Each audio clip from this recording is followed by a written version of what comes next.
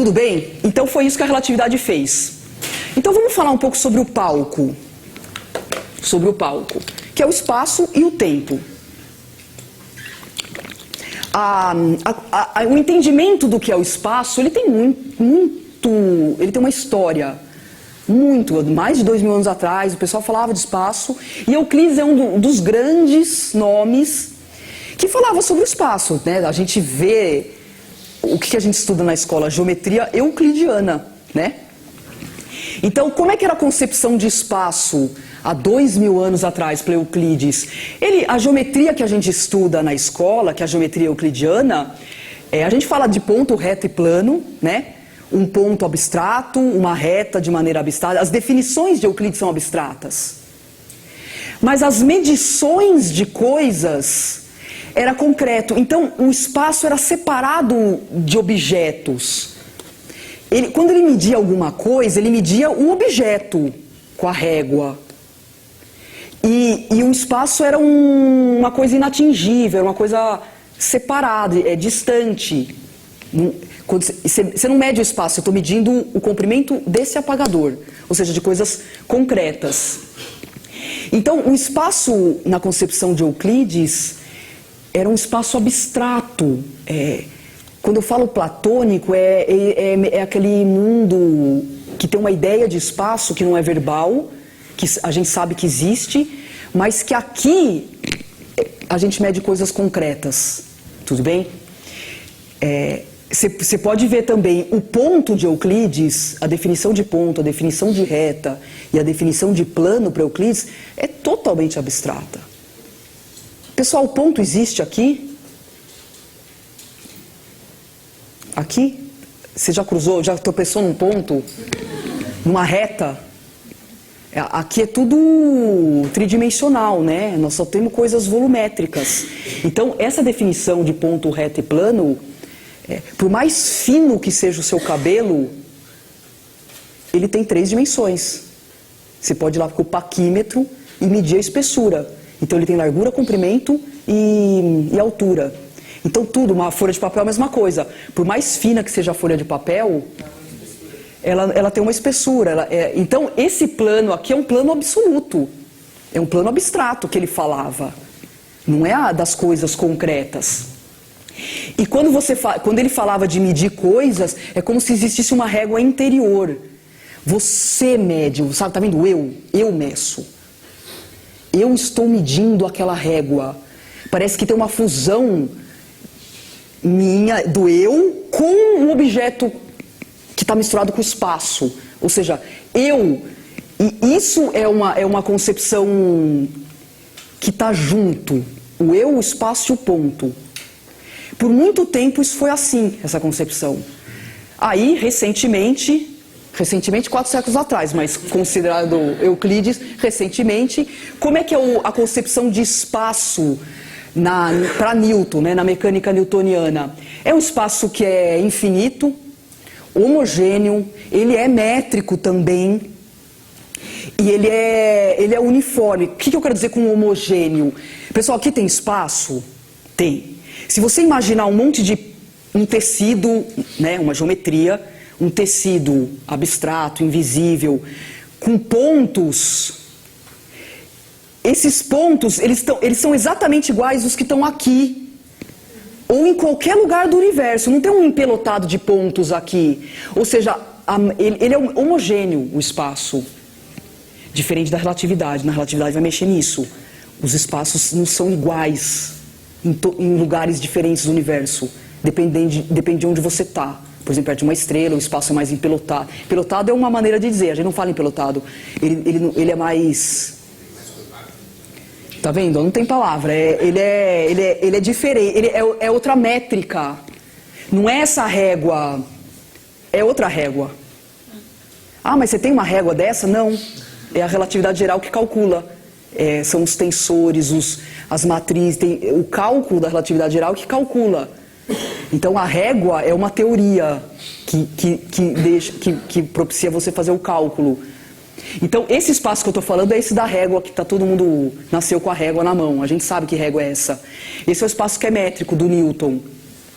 Agora, tem uma característica super importante, né? É um espaço analítico, descritivo, matemático. Por quê? Porque você consegue descrever as coisas... Newton junto com Descartes, né? Contemporâneos, os dois. E foi a partir de Descartes que nasceram as coordenadas cartesianas. Para que servem as coordenadas cartesianas? Para você descrever os objetos, descrever os pontos no espaço. Então, é super analítico, é uma descrição puramente... Não é geometria euclidiana. Você vê que a geometria que a gente aprende na escola tem as duas. A geometria euclidiana, que é daqueles sólidos, aí é para as crianças. Você monta os sólidos, tudo. E tem a geometria analítica. A geometria analítica é só no fim do ensino médio que a gente aprende. Por quê? Porque tem um monte de equação. Pessoal, equação é matemática. A geometria euclidiana não tem equação, tem no máximo o teorema de Pitágoras, que não é uma equação para descrever o espaço, é só para calcular distâncias de triângulos retângulos. Mas a analítica não continua sendo euclidiana? Não, não é que ela não é euclidiana, ela é uma outra concepção, é uma separação. Qual que é a separação intrínseca que eu estou querendo transferir isso para vocês? Que aqui, olha... você mede com a sua régua interior. Aqui, você faz a medida no plano cartesiano. Mas é só uma outra abordagem. É uma outra abordagem. Uma abordagem matemática, descritiva e analítica. Do mesmo sólido, do mesmo objeto geométrico. Só que com Newton começam as descrições mais matemáticas. Então, essa maneira de descrever as coisas, quer dizer, já existe a ideia de você medir... Não é você que está medindo, você está medindo em relação a um observador. E aí, pessoal, você pega o referencial. Isso aqui é um negócio totalmente inventado. É um instrumento intelectual. É um instrumento matemático. Que antes do Descartes não existia. Os três eixos, né? Poderia ser só plano cartesiano. Mas 3 eixos. Isso aqui não existe na natureza. Alguém já cruzou com um desse por aí? Não existe. Isso aqui é um instrumento matemático, intelectual. Para quê? Para descrever coisas, descrever objetos, descrever pontos. Inventado. Então, essa é a grande... E aí, com essa invenção... E por que eu digo que é inventado? Essa concepção de espaço, ela não é natural. A gente não nasce sabendo o que é espaço. Essa maneira aqui, olha, de entender as coisas não é natural. É uma construção intelectual. Por exemplo, você fala, isso aqui não existe na natureza. Você vai numa tribo indígena ou no campo, não tem nada reto. Aqui na cidade, o prédio é reto, a janela é reta, o chão é reto, tudo é reto. Nós estamos super acostumados com isso aqui. Você vai lá no campo, não tem nada reto. A árvore é torta, o rio é assim. Então, essa maneira ela é muito intelectual, muito construída. E não existiu sempre. Se ela não existiu sempre, então ela não é natural. Percebe?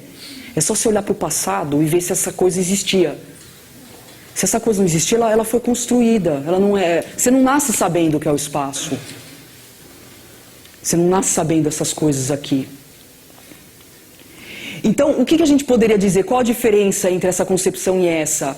Bom, com Newton, a separação total da concepção de espaço do eu que mede. E ele bota assim, o observador. O observador é uma coisa externa. É aquilo medido em relação a uma origem, a um observador, a um referencial. Não tem mais eu medindo.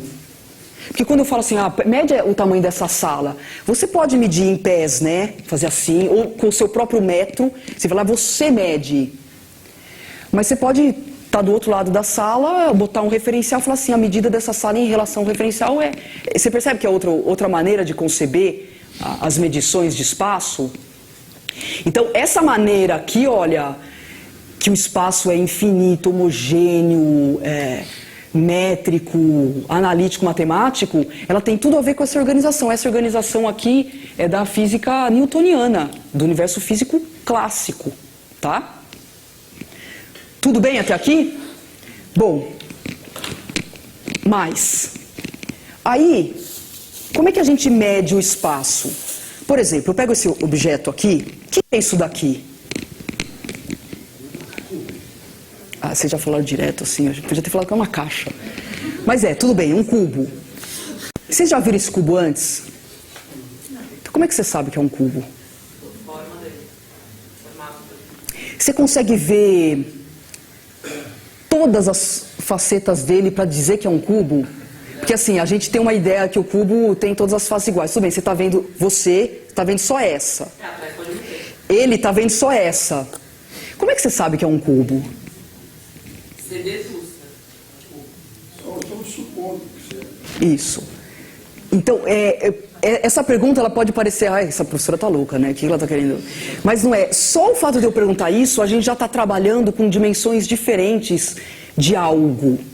Nós estamos trabalhando com a ideia do cubo e com o objeto em si, que tem uma forma, que se manifesta em faces, em formas. As formas são relativas. Mas cada um aqui conseguiu identificar que existe algo, que é a ideia de cubo nessa forma. Por isso que eu perguntei, como é que você sabe que é um cubo, se você nunca viu este cubo? Mas a ideia de cubo é algo que já existe na sua mente, porque você já aprendeu o que é. E quando você vê um objeto que é forma, mesmo você não vendo todas as facetas dele, você identifica essa forma com a ideia. Mas você puxa essa ideia só na hora que você tem esse estímulo. Mas a ideia ela já pré-existe dentro de você. Então, essa coisa que eu tô, essa discussão, ela mexe com aspectos e com dimensões diferentes da ideia de cubo. A ideia, assim como Platão dizia, né, esse cubo que você identificou é um cubo que mora no mundo das ideias. É um cubo platônico. Porque se eu tivesse colocado um outro cubo de outro material e não de papelão, sei lá, de madeira, você também ia falar cubo. Então o cubo que você identificou é a ideia e não a forma. Isso quer dizer que tem várias dimensões. O cubo tem várias manifestações diferentes. E tem muitas maneiras de você saber o que é o cubo. Por exemplo, essa, que é a maneira mais concreta, que envolve forma. Então, a forma e a imagem, ela, de uma certa forma, ela está distante da ideia de cubo. Se eu tivesse falado a palavra cubo ela está mais próxima da ideia. Por quê? Porque a palavra cubo não traz uma forma definida. Se eu falar cubo, cada um vai pensar a forma que quiser. Ou seja, a palavra está mais perto do absoluto da ideia de cubo. Mas mesmo assim a palavra é relativa. Por quê? Porque eu falo cubo aqui. Se eu for para os Estados Unidos, tem que falar cube. Ou seja, a palavra também depende, também é relativa, ela depende da cultura e da língua e do local. E por que eu estou falando tudo isso? Porque qualquer representação de algo incorpora a perspectiva de um observador. De novo, quando eu seguro aqui, você vê só uma face do cubo, o outro vê só outra face, eu vejo só essa. Você não consegue, estando na sua posição, ver todas as faces ao mesmo tempo. Tudo bem? Você não consegue. Você só vê uma na sua posição. Você até pode mudar de lugar e vir para cá, mas aí é outra posição, outro observador. Mas, por conhecer a ideia, você consegue saber. Saber não é com o olho, hein? Saber é com a mente. Saber envolve conhecimento. Você sabe o que ele vê? Sim, não é que ele está vendo o que ele está vendo, não. Ele sabe porque ele conhece a ideia do cubo, então ele faz uma abstração mental e ele imagina uma face diferente da dele, que o outro observador está vendo.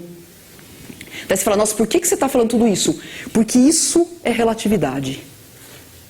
Isso é uma teoria de relatividade. envolve as descrições de um mesmo objeto. A teoria da relatividade. Descrições diferentes e relativas de um mesmo objeto. Nesse exemplo é o cubo.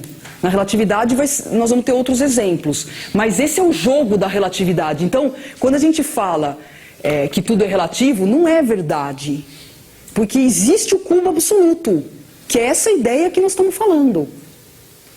E na teoria da relatividade também existem coisas absolutas que são descritas de maneira relativa e diferentemente em cada observador, em cada referencial. Tudo bem? Fala. Professora, até como que deixa de ser relativo, como que é absoluto, se sempre vai depender do meu ponto de vista, da minha... Então, a ideia não depende. A ideia do cubo não depende. A ideia, ela mora num mundo abstrato. A ideia não faz parte da física. Ela está no universo, ela não faz parte da física. Mas o que é a física, né? Até onde eu entendo, você tirando a velocidade da luz no vácuo, todo o resto me parece relativo. Não, então calma. Vamos organizar essas ideias suas. Vamos indo, que você já vai ver onde que vai entrar a relatividade aqui, tá? Então, tudo bem que a ideia não mora, a ideia mora num mundo que é igual para todos. Pessoas percebem que a ideia não tem forma. A forma é você que põe, do jeito que você quiser. Mas a ideia é essa que está dormindo em silêncio na sua mente, que desperta na hora que eu falo a palavra ou que eu mostro a caixa. Essa ideia é absoluta e é igual para todos. Não é. É um mundo de ideias mesmo, de abstrato, e que tem coisas lá que é igual para todos. Ideia, a palavra é ideia mesmo, tá? Ele poderia ser uma pessoa cega e uma não. Ela pegaria um cubo de... Como é que a pessoa cega identifica um cubo? Pelo tato, né? Sim. E ela poderá identificar a ideia que está por trás daquela forma. Poderá. Mas a visão... Entendeu? Quem tem mesmo ponto de vista? Quem tem visão. Quem não tem visão... Então, por isso que eu estou falando, a visão é relativa à posição que você está. De novo, como é que você sabe que é um cubo se você não está vendo o cubo por inteiro? Você só está vendo uma face. Ele só está vendo outra face. Como é que ele identificou que é um cubo? Porque ele abstraiu. Você vê uma operação intelectual, mental, que requer conhecimento. Se ele nunca tivesse... Aqui a gente aprendeu o que é cubo quando a gente era criança. A gente manipulou um monte de cubos ao longo da nossa vida. Mas se você for para um planeta onde não tem cubo, você não ia identificar. A hora que você visse isso daqui, você não ia saber o que tem do lado de lá. O que tem na outra face. Porque você não conhece essa ideia. Então, a ideia, ela mora nesse mundo. Mas você o identifica... Porque você já conhece, ou seja, ela pré-existe. Quando eu falo pré-existe, ela... É um conceito. Conceito e ideia. Ela está num mundo atemporal. É pré-concebido. Ela existe. Ela está nesse mundo... Quer dizer, ela Não está na cabeça, ela está. A ideia está. Mas a ideia precisa de um ser para ter ideia. Um registro. Né? Não, a ideia de cubo está por aí. Não está aí?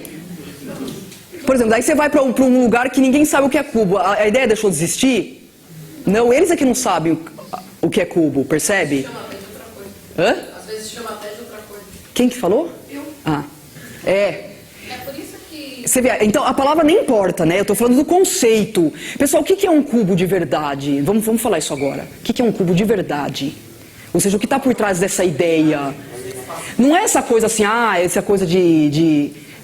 O que dá para dizer que é mesmo um cubo? Vamos continuar um pouquinho aqui. Então, por que essa discussão do cubo tem a ver com a relatividade? Porque a relatividade é isso. A relatividade é um jogo de identificar o que é absoluto e o que não é na natureza. O que é absoluto e o que é medido, ou seja, o que é o objeto absoluto e o que é a percepção do objeto. A percepção que você tem do cubo não é absoluta. Porque você só pega uma faceta. Mas o cubo existe, enquanto absoluto. E é isso que a relatividade vai trazer e vai distinguir nas medições e na natureza coisas que existem absolutamente e o que é medição e percepção relativa e dependente da posição e do referencial. Tudo bem?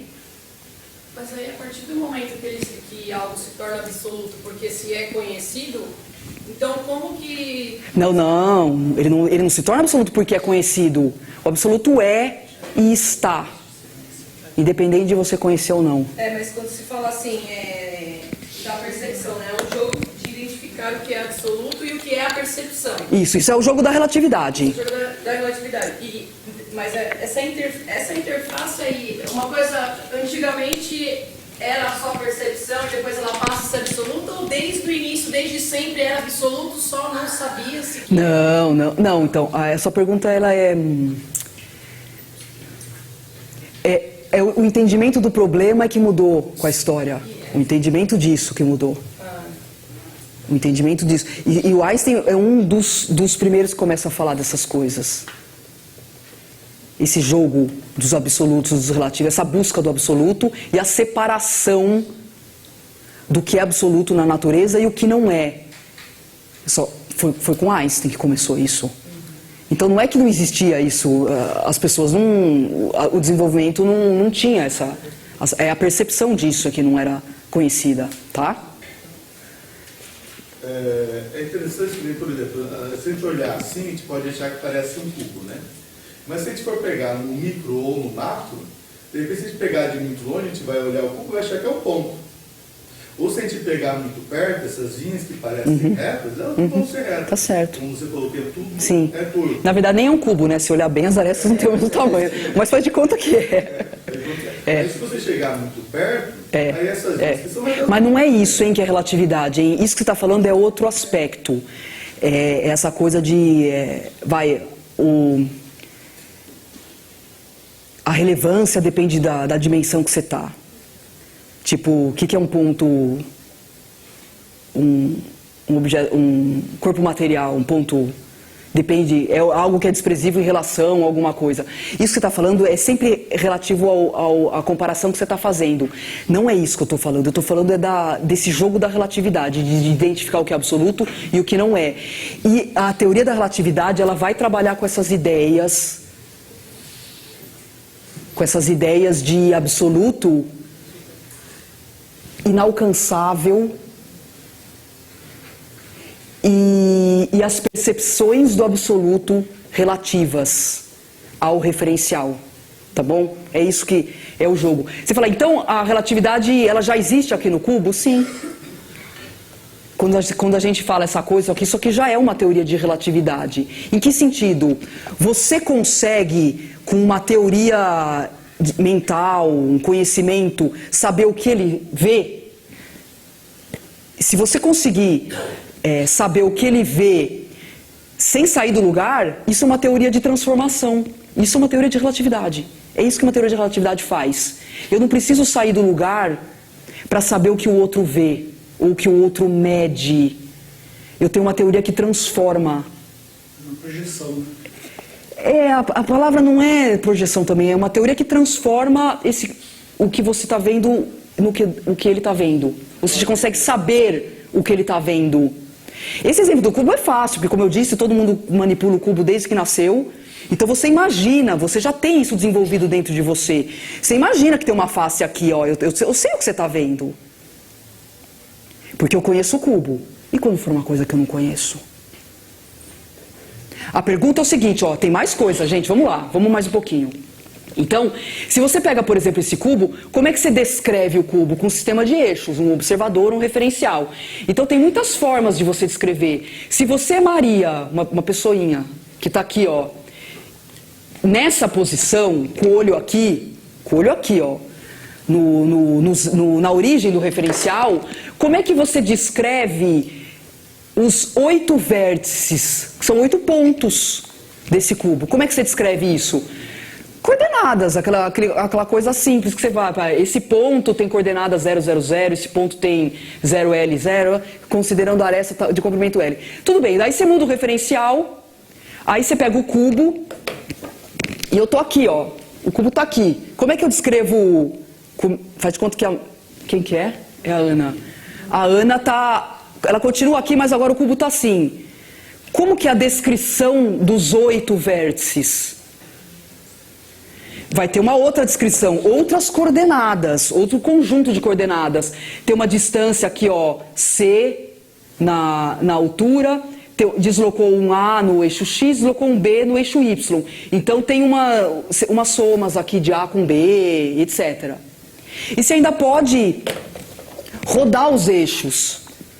Por exemplo, o cubo está aqui, você roda assim. Eu não posso ter um referencial que o eixo está rodado? Posso. Por exemplo, rodei 30 graus. A descrição do cubo vai ser a mesma? Não. A descrição vai depender, ó, rodei 30 graus, esses números são verdadeiros, a gente fez essas contas só para ilustrar. E aí, como tem 30 graus, aparecem uns senos e cossenos de 30, ó, a raiz de 3 sobre 2, tem aquelas coisas lá. Então, essa é a descrição. Tudo bem? Pessoal, mas tudo bem que o cubo é o mesmo? Ó, vamos para os 3 aqui para você olhar. O cubo é o mesmo para os 3. A descrição é que não é. A descrição é relativa, então, ao observador. Mas o cubo é o mesmo objeto.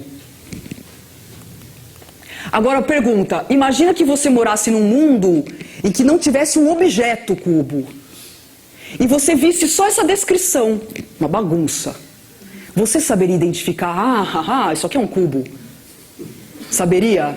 Um matemático saberia. Mas qualquer outra, uma criança não saberia olhar aqui e falar assim, isso aqui são os 8 vértices de um cubo. Esse aqui também são os 8 vértices de um cubo, um referencial, uma distância de ABC. Esse aqui também são os 8 vértices. Você saberia fazer isso? Não saberia. Por quê? Porque só com as descrições você não consegue perceber o absoluto. Mas existe o absoluto. Por trás dessas 3 descrições diferentes, existe o mesmo absoluto. Gente, nós já estamos falando de relatividade, hein? Existe o mesmo absoluto. E a gente olhando consegue saber que os 3 cubos são o mesmo cubo? Sim.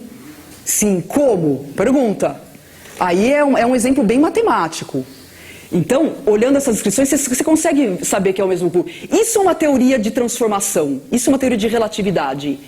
Sabendo as coordenadas de um referencial, você consegue descrever as coordenadas num outro referencial sem ir até lá. Isso é uma teoria. Com a teoria você faz isso, sem ir até lá.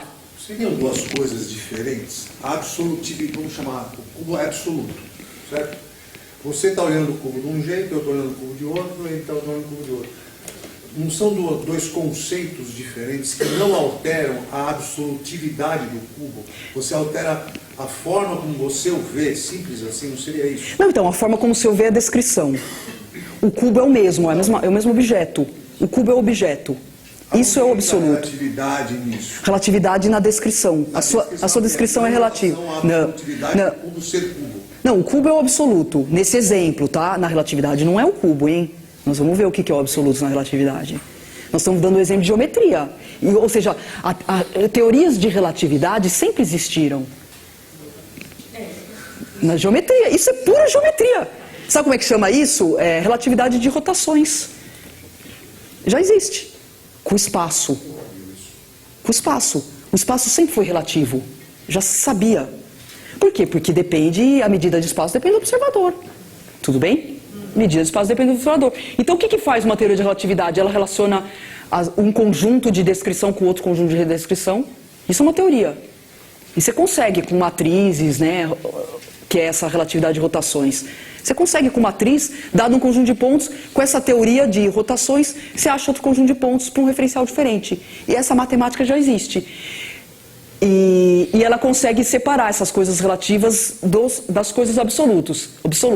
Agora eu pergunto, quando você olha aqui, o que é absoluto aí no meio desse monte de número? Será que tem alguma coisa absoluta? Aí você fala, o cubo. Não, o cubo é o objeto. Estou falando aqui, ó, no meio dos números. Tem algo que é absoluto? Bom, se eu estou perguntando é porque tem, né? Tem algo que independe do observador? O cosseno do grau ali embaixo. Hã? O cosseno do grau ali embaixo. Não depende do grau só. É do observador. Não, então, mas tem alguma coisa que eu faço com essas coordenadas, com essa descrição, que eu faço com essa descrição e que eu faço com essa descrição que dá igual para todos? Hã? Isso, tem. Então, nós estamos dando o exemplo da matemática. Tem alguma coisa que é absoluta aqui? Tem. Pessoal, se o cubo é o mesmo objeto para todos, se pegar, por exemplo, uma diagonal aqui, uma distância entre os vértices, ela é absoluta. Isso não pode depender do referencial. Porque assim, ele mede a posição dos vértices é uma coisa, ele mede a posição dos vértices é outra coisa, ele mede a posição dos vértices é diferente. Mas a distância entre os vértices não pode. É isso que define o cubo. É isso que define o cubo. Então o absoluto nesse exemplo é, por exemplo, uma diagonal. O que mais define o cubo? O ângulo reto. Você vê que interessante? Aí você volta para Euclides, 2000 anos atrás. Você pode olhar na Wikipédia. Qual que é a definição de geometria euclidiana? É o estudo das relações entre pontos. Relação é a distância entre dois pontos. E dos ângulos. Está vendo como Euclides ele morava no mundo absoluto? Porque esse é o absoluto. Então, para provar isso, você pega, por exemplo, esses 8 pontos. O que vai ser a distância entre dois pontos? Rapidinho. Como é que a gente acha a distância entre dois pontos na geometria analítica? Pensando só em 2D, em 2 dimensões. Por exemplo, eixo X entre o eixo Y. Aí você tem um ponto A aqui e um ponto B aqui. Como é que você acha a distância entre dois pontos, que é essa distância D? Bom, o ponto A tem 2 coordenadas. Coordenada X, coordenada Y. O ponto B tem 2 coordenadas, coordenada X, coordenada Y. Essas coordenadas são diferentes para cada observador. Se eu rodar o eixo, se eu mudar o eixo de posição, os 2 pontos continuam lá. A distância vermelha tem que ser a mesma, percebe? Que a distância vermelha tem que ser a mesma. Boto outro eixo aqui, ó, mudei o sistema de coordenada, não mudou a distância. Essa tem que ser absoluta. Como é que você calcula aqui? Você fecha um triângulo e faz Pitágoras, rapidamente. Então aqui tem um delta x, aqui tem um delta y. Então a distância entre dois pontos é a hipotenusa nesse triângulo. E se você expandir para 3 dimensões, a distância entre dois pontos fica isso daqui. Tudo bem? Esse é o absoluto na geometria espacial. Espaço. Já existia o absoluto. Sempre existiu. Esse entendimento de medidas relativas e absolutos... Agora, vocês perceberam que o absoluto está escondido? O absoluto não está de cara, assim. Quando você olha isso aqui, você não acha o absoluto. O absoluto, ele está escondido. Ele só pode ser acessado com um cálculo. Com um cálculo, ó. Ele está escondido, ele não está direto. O que você mede não é o absoluto. Você vai ter que fazer um cálculo matemático, ou seja, ter uma teoria por trás, para você chegar no absoluto. Porque o absoluto está escondido. Na relatividade vai ser assim também. Tá? Por isso que a gente está construindo essas ideias, porque vocês vão ver que na relatividade é a mesma coisa. No caso, essa pergunta que você fez, ela é disparadora, né? Traz um despertar aí. Queria saber se é no sentido assim, você falou, o que é o absoluto no cubo? E aí depois, então a gente chegou na diagonal, e a resposta é, porque a diagonal é o que define o cubo. Então essa coisa de é o que define tal objeto, eu posso transpor para outros exemplos ou isso não é possível? Por exemplo, o que define... Pode. Por exemplo, na verdade o que define o cubo é a distância entre os vértices e o ângulo de 90 graus. É isso. Então o ângulo de 90 graus também tem que ser absoluto. Você não pode mudar de referencial, fazer medidas de coordenadas e dar um ângulo de 30 graus. Você destrói o cubo. Então o ângulo de 90 graus também é absoluto.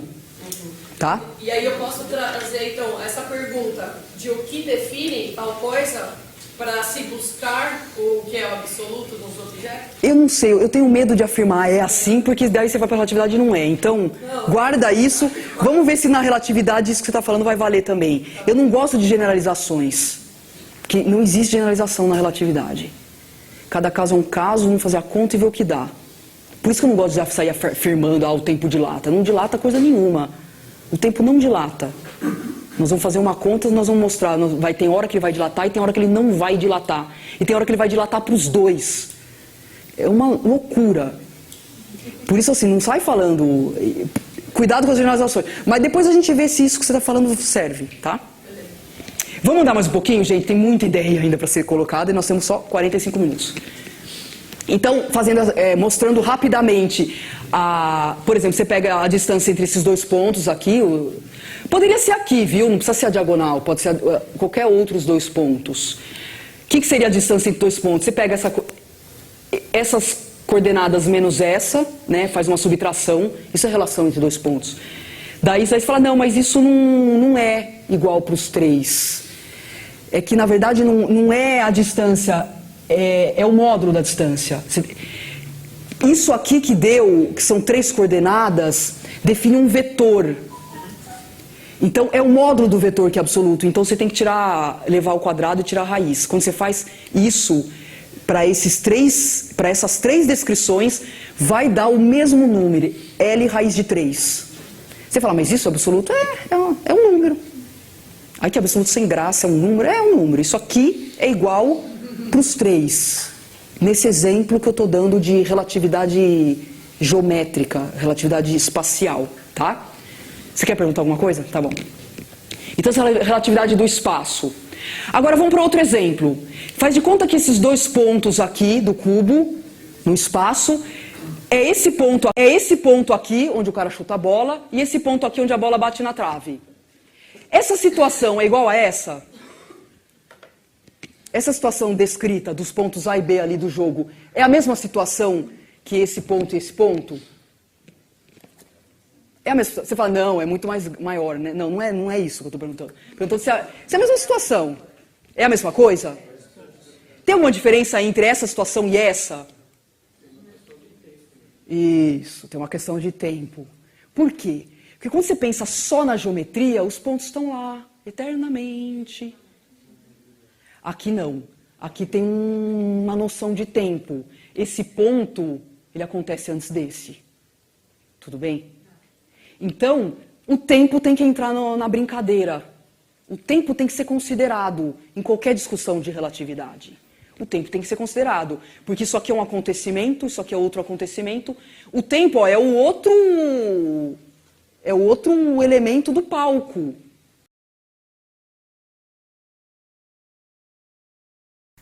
E aí, pessoal, na nossa próxima aula, nós vamos falar sobre o tempo. Não percam, que é ainda mais intrigante que o espaço.